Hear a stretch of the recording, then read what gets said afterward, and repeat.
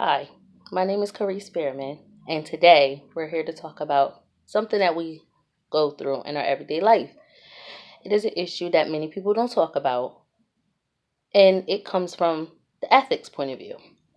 So, for a brief moment, I would like to thank you, first of all, for taking the time out to listen to this video. And we're going to talk about the things that we consider right and wrong, good or bad. Some people might look at it as good and evil. We're going to talk about judgments, principles, and rules. These are things that pretty much guide our everyday lives and how we use them to operate. So, thank you for listening. We'll go over some brief descriptions, some definitions, and I will also share my personal story as far as my career choice and how I face ethical dilemmas every day. So, feel free to leave a discussion, a comment, or just a good job. So, the first thing we want to do is talk about what are ethics and how do they relate to us on an everyday basis. So, ethics is the philosophical study of morality.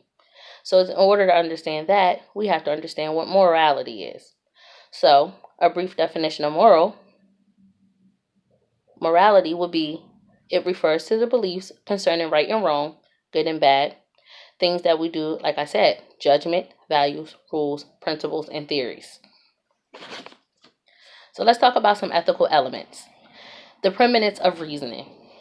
This is, in short, our critical reason. It is our common sense. It is the backbone of critical reasoning, is the logical argument. This helps us show empathy. This feeling gives us a deeper understanding of the human impact of what we consider our normal norm. The next topic we have is the universal perspective. This, in short, requires that moral norms and that judgments follow the universal statement. So basically, it says if a statement applies to one situation, that it applies to all similar situations. It's, in layman's term, what's good for one is good for all, or the greater good for the greater amount of people. Then we have the principle of impartiality. This just means it's the welfare and the interest of each individual should be given the same weight as the welfare and interest of all others. So, basically, we're talking about a life and death moment.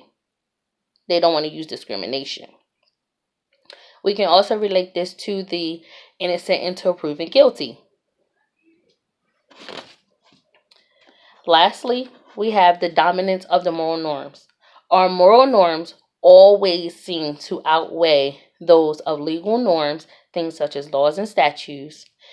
Our aesthetic norms, things like judging artistic and creations, and our prudential norms, things that's like self-interest. So,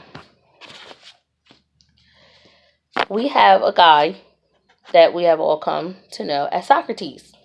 And Socrates was a philosopher, and they have basically known him and came to him as a Socratic method. I personally like the Socratic method because this method is a way to see truth by your own light. Socrates was not a guy that you can just tell something to and he would take it and run with. He wanted to find out if it was true through his own experiences, through his own judgment, and he never was afraid to question things. He was a very different type of mind. I personally believe he was far advanced of his time.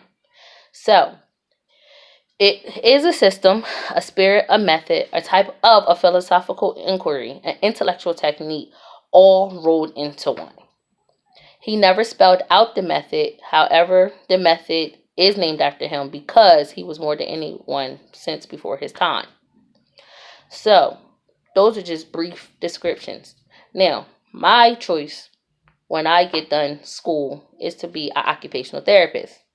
Basically, my job is to help people function at their maximum levels of their daily activities of assisted living, or as some people call them, the ADLs. So this is mainly done in a healthcare setting. As we all know, healthcare setting is one of those places where you will face ethical dilemmas all the time.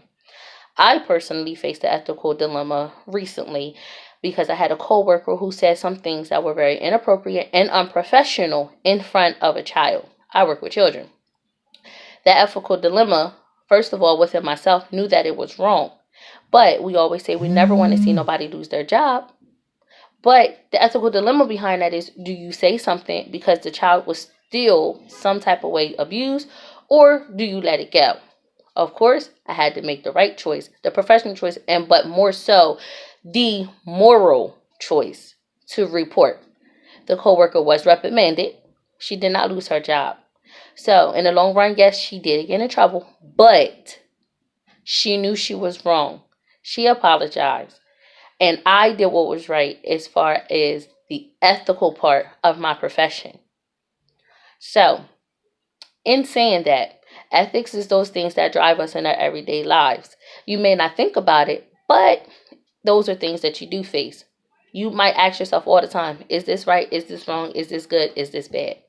Those questions in your head, that subconscious, is the ethical part of you. So, I hope you enjoyed the video, and I hope I gave you a little bit more insight on ethics and morality and how it ties into our everyday lives. Again, my name is Carice Spearman, and I thank you for tuning in. Hope you enjoy. Have a good one.